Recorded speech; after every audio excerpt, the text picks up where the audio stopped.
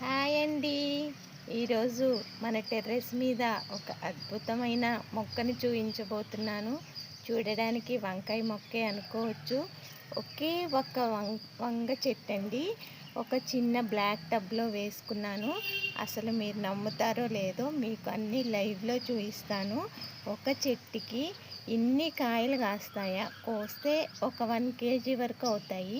ఎంత బాగా వచ్చాయో ఒక లుక్ వేసేయండి. ఇవి చూస్తే మీరు వెంటనే స్టార్ట్ చేసేయాలి. అబ్బా, నేను కూడా ఇలా పండించుకోవాలనే ఆశ తప్పకుండా మీకు కలుగుతుంది. ఒక్క లుక్ వేసేయండి మొక్కకెళ్ళి. అసలు ఒక్కసారి చూడండి అబ్బా. ఇట్లా చూస్తే మీకు చూసినంత వరకు ఇలా గుత్తులుగా వంకాయలే కనిపిస్తున్నాయి కదా, చూసారా? ఇవన్నీ కూడా ఇన్ని కాసాయా, ఆకుల కన్నా ఎక్కువగా కనిపిస్తున్నాయి నాకు. ఇట్లా చూడండి, ఇలా చూడండి. ఇదంతా ఒక మొక్క కాయలు. చూడండి, కావాలంటే ఇదిగోండి, ఇక్కడ ఈ బ్లాక్ టబ్ ఇలా పెట్టుకున్నాను. ఈ టబ్బులో ఇదిగో చూడండి, ఒక్క నిమిషం, ఇలా చూడండి. ఇక్కడ మొక్క పెట్టుకున్నాను కదా, ఈ మొక్కకు వచ్చిన వంకాయలండి. అసలు చూసారా?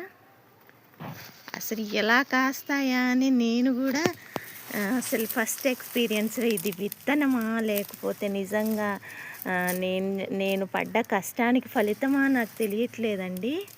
ఒక్కసారి అలా చూడండి.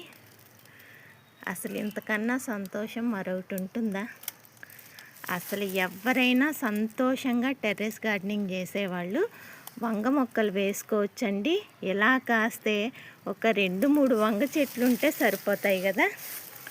అసలు ఈ నా ఆనందానికి అసలు అవధులు లేవండి.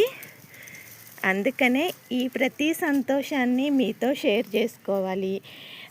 ఎవరికైనా కాయించుకోవాలనే ఆశ కలిగితే కాయించుకుంటారు. చూడండి, అంత పెద్దగా, కనీసం ఎటువంటి పురుగులు లేకుండా అసలు ఎంత బాగా కాసాయో.